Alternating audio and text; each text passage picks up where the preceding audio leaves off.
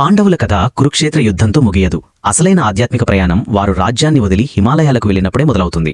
ఈ ప్రయాణంలో ఒక్కొక్కరు ఎందుకు పడిపోయారు? ధర్మరాజు మాత్రమే సశరీరంగా స్వర్గానికి ఎలా వెళ్లగలిగారు? పాండవుల చివరి ప్రయాణం స్వర్గానికి వెళ్లే దారిలో ద్రౌపది, భీమార్జునులు ఎందుకు మరణించారు? కురుక్షేత్ర యుద్ధంలో గెలిచి 36 ఏళ్ల పాటు హస్తినాపురాన్ని పాలించిన పాండవులు చివరకు రాజ్యాన్ని ఎందుకు వదిలేశారు?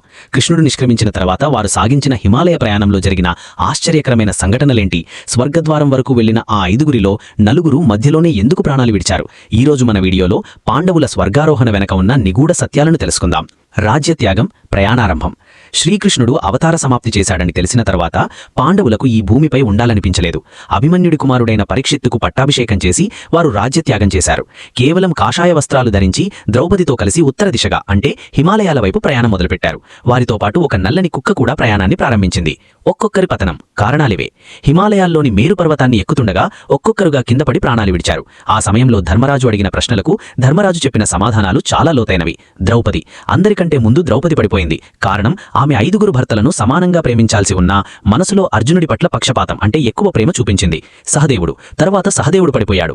కారణం, తనకంటే తెలివైన వారు ఎవరూ లేరనే అహంకారం అతనిలో ఉండేది. నకులుడు, కొద్ది దూరం వెళ్ళాక నకులుడు పడిపోయాడు. కారణం, లోకంలో తనకంటే అందగాడు లేడనే గర్వం అతనిలో ఉండేది. అర్జునుడు, అజేయుడైన అర్జునుడు కూడా పడిపోయాడు. కారణం, శత్రువులందరినీ ఒక్కరోజులోనే సంహరిస్తానని ప్రతిజ్ఞ చేసి నెరవేర్చలేకపోయాడు. అది అతని ఆత్మవిశ్వాసం వెనుక ఉన్న అతిశయం.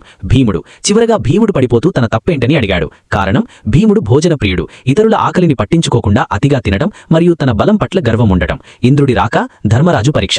చివరకు ధర్మరాజు మరియు ఆ కుక్క మాత్రమే మిగిలారు. అప్పుడు దేవరాజు ఇంద్రుడు తన రథంతో ప్రత్యక్షమై ధర్మరాజును సశరీరంగా అంటే ప్రాణంతో ఉండగానే స్వర్గానికి ఆహ్వానించాడు. కానీ ధర్మరాజు ఒక షరతు పెట్టాడు. నాతో వచ్చిన ఈ కుక్కను కూడా రథం ఎక్కించుకుంటేనే నేను వస్తాను అని. ఇంద్రుడు నిరాకరించి కుక్కకు స్వర్గంలో చోటు లేదు అని చెప్పాడు. అప్పుడు ధర్మరాజు, నన్ను నమ్మి వచ్చిన ప్రాణిని వదిలేసి నాకు స్వర్గం అక్కరలేదు అని వెనుతిరిగాడు.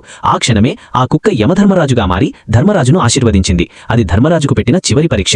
నరక దర్శనం. స్వర్గానికి వెళ్లిన ధర్మరాజుకు అక్కడ దుర్యోధనుడు సుఖంగా ఉండటం కనిపిస్తుంది. కానీ తన తమ్ముళ్ళు ద్రౌపది నరకంలో యాతన పడుతున్నట్లు అనిపిస్తుంది. ధర్మరాజు ఆశ్చర్యపోయి, దుర్మార్గుడు దుర్యోధనుడు స్వర్గంలో ఉండటమేంటి, నావారు నరకంలో ఉండటమేంటి అని ప్రశ్నిస్తాడు. అప్పుడు దేవతలు చెప్తారు, యుద్ధంలో నువ్వు చెప్పిన చిన్న అబద్ధం అశ్వత్థామహతః వల్ల నీకు కొద్దిసేపు నరక దర్శనం కలిగింది. నీ సోదరులు చేసిన చిన్న చిన్న తప్పుల వల్ల వారు కూడా శిక్ష అనుభవించి ఇప్పుడు స్వర్గానికి వస్తున్నారు అని. పాండవుల స్వర్గారోహణం మనకు నేర్పే పాఠమేంటంటే, మనిషి ఎంత గొప్పవాడైనా చేసే చిన్న తప్పులకు కూడా ఫలితం అనుభవించక తప్పదు. చివరికి మిగిలేది మనం ఆచరించిన ధర్మం మాత్రమే. ఈ వీడియో నచ్చితే లైక్ చేసి ఇలాంటి మరిన్ని ఆధ్యాత్మిక రహస్యాల కోసం మన ఛానల్ని ఇప్పుడే సబ్స్క్రైబ్ చేసుకోండి.